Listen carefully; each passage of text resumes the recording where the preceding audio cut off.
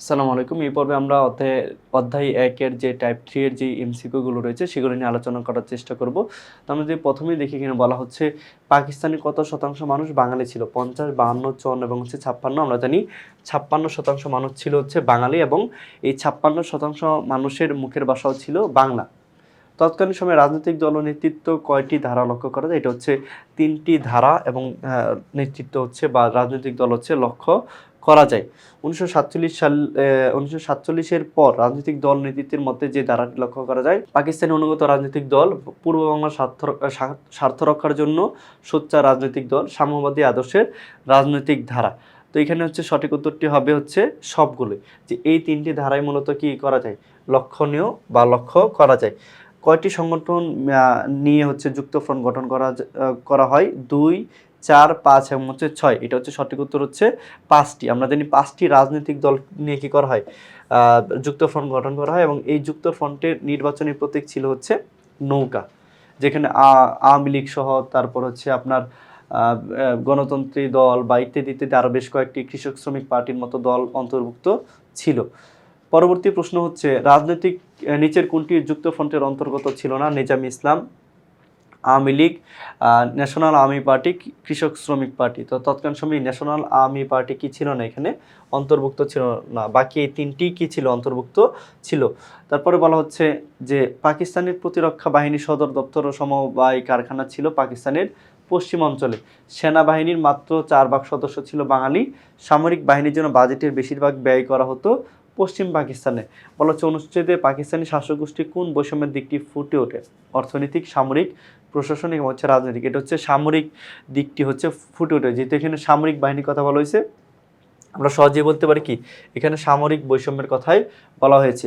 উক্ত বৈষম্যের ফল হলো পশ্চিম পাকিস্তানের অরক্ষিত সীমান্ত, পূর্ব পাকিস্তানের অরক্ষিত ভূখণ্ড, পূর্ব পাকিস্তানের জনগণের নিরাপত্তাহীনতা। এখানে মূলত আমরা যেহেতু পশ্চিম পাকিস্তানে হচ্ছে কি করতেছি, এগুলো কাজ করতেছি, তার মানে কি এইটা হবে না। অরক্ষিত ছিল হচ্ছে পূর্ব পাকিস্তান, পশ্চিম পাকিস্তান অরক্ষিত ছিল না, অর্থাৎ সঠিক উত্তর হবে ২ ও ৩, অর্থাৎ ৩ নাম্বারটি হচ্ছে সঠিক উত্তর।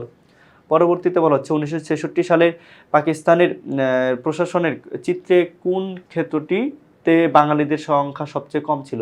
দেশ রক্ষা, শিল্প, শিক্ষা এবং হচ্ছে আইন। এটা হচ্ছে দেশ রক্ষার সব থেকে কি ছিল? কম ছিল। পরবর্তীতে বলা হচ্ছে ১৯৬৯-এর গণঅভ্যুত্থানের শহীদ হন কে? আব্দুল বরকত, আব্দুল সালাম, নূর হোসেন, আসাদুজ্জামান। তো আমরা জানি হচ্ছে আসাদুজ্জামান কি হয় এখানে শহীদ হন, যার পরিপ্রেক্ষিতে যে ঢাকায় আমরা যে আসাদ গেট নামের একটা গেট রয়েছে বা এলাকা রয়েছে, এটা হচ্ছে কি এই ওনার উদ্দেশ্যেই বা ওনার স্মরণে হচ্ছে এটা করা হয়। পরবর্তী বলা হচ্ছে এখানে একটি চিত্র দেখতে পাচ্ছি যেখানে বলা হচ্ছে শহীদ নূর হোসেন, তারপর হচ্ছে রাজনৈতিক দলগুলোর জোট গঠন। তো উপরের সকল উল্লেখিত ব্যক্তিটি পুলিশের গুলিতে নিহত হন কেন? ছাত্রদের মধ্যে মারামারি করায়, রাষ্ট্রীয় তথ্য প্রকাশ করায়, গণতন্ত্রের জন্য আন্দোলন করায়, ব্যাংক ডাকাতি করায়। এটি হচ্ছে মূলত গণতন্ত্রের জন্য আন্দোলন করার জন্য শহীদ নূর হোসেন কি হয়? শহীদ হন। পরবর্তীতে বলা হচ্ছে যে ১৯৫৪ সালে যুক্তফ্রন্ট সরকারকে বরখাস্ত করা হয়েছিল কেন? আদমজী পাটকলে বাঙালি অবাঙালির দাঙ্গাকে অজুহাত হিসেবে দাঁড় করিয়ে, তারপর হচ্ছে কর্ণফুলী মিলে বাঙালি অবাঙালির দাঙ্গাকে অজুহাত হিসেবে দাঁড় করিয়ে অযোগ্য সরকার হিসেবে আখ্যায়িত করে। এখানে মূলত হচ্ছে যে এই যে ২ প্রকার দাঙ্গা সৃষ্টি হয়েছিল এখানে আদমজী এবং কর্ণফুলী মিলে, এই কারণে কি করা হয়? এখানে মূলত তাদেরকে বরখাস্ত করা হয়, মানে সরকার গঠনের মাত্র ২ সপ্তাহের মধ্যেই। যুক্তফ্রন্ট গঠনের মূল কারণ ছিল মুসলিম লীগের পরাজয় ঘটানো, দেশের স্বাধীনতা অর্জন, বাঙালির স্বায়ত্তশাসন প্রতিষ্ঠা। এখানে মূলত হচ্ছে দেশের স্বাধীনতা অর্জন বলতে তখন কিছু ছিল না, তখন হচ্ছে এই স্বায়ত্তশাসন এবং হচ্ছে তৎকালীন যে প্রধান শক্তিশালী পাকিস্তানের যে দল ছিল মুসলিম লীগ, তাদের পরাজয় ঘটানোর জন্য কি করা হয়? এই যুক্তফ্রন্ট গঠন করা হয়।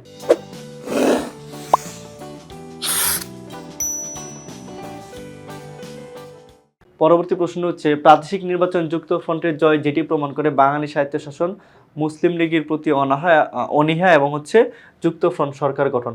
অর্থাৎ এই সবগুলো সত্যি কি? সবগুলো সত্যি। বাঙালি স্বায়ত্তশাসন হচ্ছে প্রমাণ করে, মুসলিম লীগের প্রতি অনীহা বা পূর্ব বাংলার মানুষের এটিও প্রমাণ করে, এবং এই সরকার এই যুক্তফ্রন্ট নির্বাচনে জয়লাভ করার মাধ্যমে যুক্তফ্রন্ট সরকার কি হয়? গঠন করা হয়। অর্থাৎ সঠিক উত্তর হচ্ছে ১, ২ ও ৩। পরবর্তীতে বলা হচ্ছে একটি উদ্দীপকে যে কোনো এক রাষ্ট্রে আইনসভা নির্বাচন অনুষ্ঠিত হয়, উক্ত নির্বাচনের পূর্বে কয়েকটি রাজনৈতিক দল ক্ষমতাসীন দলকে অপসারণের লক্ষ্যে একটি জোট গঠন করে।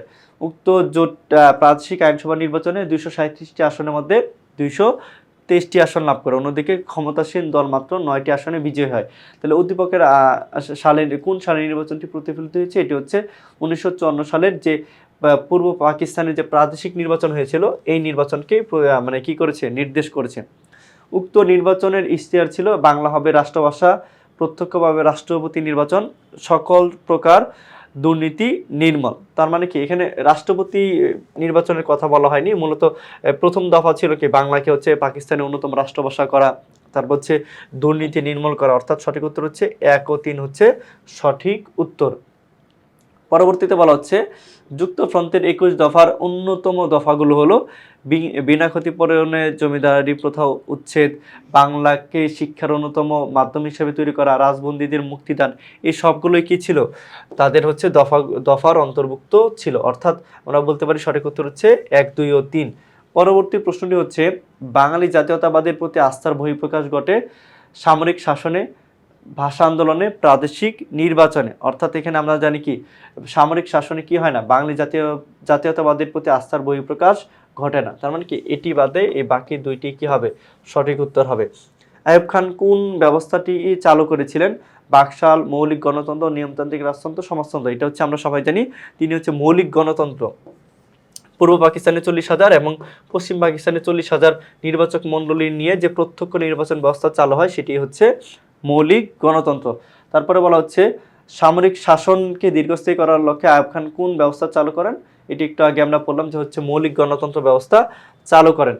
1965 সালের 6 সেপ্টেম্বর শুরু হওয়া ভারত পাকিস্তান যুদ্ধ কতদিন অব্যাহত ছিল? 11 দিন, 15 দিন, 17 দিন এবং হচ্ছে 21 দিন। তার মানে এখানে সঠিক উত্তর হচ্ছে 17 দিন ছিল কি, এটা স্থায়ী ছিল। তারপর বলা হচ্ছে প্রেসিডেন্ট আইয়ুব খান 1956 সালে সংবিধান বাতিল করেন, তারপর হচ্ছে রাজনৈতিক দলের উপর নিষেধাজ্ঞা বহাল রাখেন, নিজেকে প্রধান সামরিক শাসন হিসেবে ঘোষণা করেন। এখানে কি করেন, এখানে হচ্ছে আপনার তিনি হচ্ছে সংবিধান হচ্ছে কি করেন না, বাতিল করেনি, কিন্তু নিষেধাজ্ঞা এবং হচ্ছে সামরিক শাসন বা প্রধান হচ্ছে প্রশাসক হিসেবে কি করেন, নিজেকে ঘোষণা করেন। অর্থাৎ সঠিক উত্তর হচ্ছে 2 ও 3। মৌলিক গণতন্ত্রের নির্বাচক মণ্ডলী গঠন করা হয় রাষ্ট্রপতি নির্বাচনের জন্য, তারপর হচ্ছে জাতীয় পরিষদের সদস্য এবং হচ্ছে প্রাদেশিক পরিষদের সদস্য নির্বাচনের জন্য। মূলত এই 3টি ক্ষমতায় হচ্ছে এই মৌলিক গণতন্ত্রী যারা ছিল 80,000 সদস্য, তাদের এই 3টি ক্ষমতায় ছিল। অর্থাৎ আমরা বলতে পারি এই 3টি হচ্ছে সঠিক। ভারত পাকিস্তান যুদ্ধ শুরু হয় 5 সেপ্টেম্বর 1965, 6 সেপ্টেম্বর 1965, 7 সেপ্টেম্বর 1965 এবং হচ্ছে 8 সেপ্টেম্বর 1965। সঠিক উত্তর হচ্ছে 6 সেপ্টেম্বর 1965।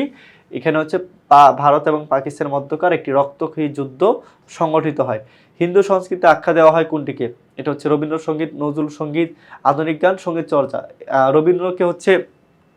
রবীন্দ্রনাথকে হিন্দু মানুষ হিসেবে আখ্যায়িত করে এবং তার যে সংস্কৃতি, এটাকে বলা হয়েছে হিন্দু সংস্কৃতি হিসেবে আখ্যায়িত করা হয় তার গানকেও। কাজী নজরুল ইসলামের গানে পাকিস্তানে কিসের অভিযোগ করেন? হিন্দুয়ানির, তারপর হচ্ছে হিন্দু সংস্কৃতির, অপসংস্কৃতির, পাশ্চাত্য সংস্কৃতির। এখানে কি করা হয়, হিন্দু সংস্কৃতির একটি বা হিন্দুয়ানির একটি অভিযোগ নিয়ে আসা হয়। 69-এর গণঅভ্যুত্থানে কে পদত্যাগ করতে বাধ্য হন? এটা হচ্ছে আইয়ুব খান হচ্ছে পদত্যাগ করতে বাধ্য হন এবং হচ্ছে আইয়ুব খানের পরবর্তীতে ক্ষমতা কে আসেন পাকিস্তানের? ইয়াহিয়া খান। বাঙালি জাতীয়তাবাদের বহিঃপ্রকাশ ঘটে কোন ঘটনার মধ্য দিয়ে? 1966 সালের 6 দফা কর্মসূচি, 1969 সালের হচ্ছে গণ অভ্যুত্থান, 70-এর সাধারণ নির্বাচন এবং হচ্ছে 1971-এর যে মার্চের যে ভাষণ। এটার সঠিক উত্তর হচ্ছে 1970-এর সাধারণ নির্বাচনে হচ্ছে কি হয়, বাঙালি জাতীয়তাবাদের বহিঃপ্রকাশ ঘটে। তারপর হচ্ছে আইয়ুব খানের পর পাকিস্তানের প্রেসিডেন্ট কে হন? এটা আমরা একটু আগে দুঃখিত, আমরা হচ্ছে এখানে আইয়ুব খান কখন প্রেসিডেন্ট পদ থেকে পদত্যাগ করেন? এটা হচ্ছে সঠিক উত্তর হচ্ছে 25শে মার্চ 1969। আর হচ্ছে আইয়ুব খানের পর পাকিস্তানের প্রধানমন্ত্রী হন হচ্ছে ইয়াহিয়া খান। তো এই ছিল এই টাইপ থেকে আমার যত গুরুত্বপূর্ণ এমসিকিউ প্রশ্ন ছিল সেগুলো নিয়ে আলোচনা। দেখা হচ্ছে পরবর্তীতে নতুন কোনো পর্বে। আল্লাহ হাফেজ, আসসালামু আলাইকুম।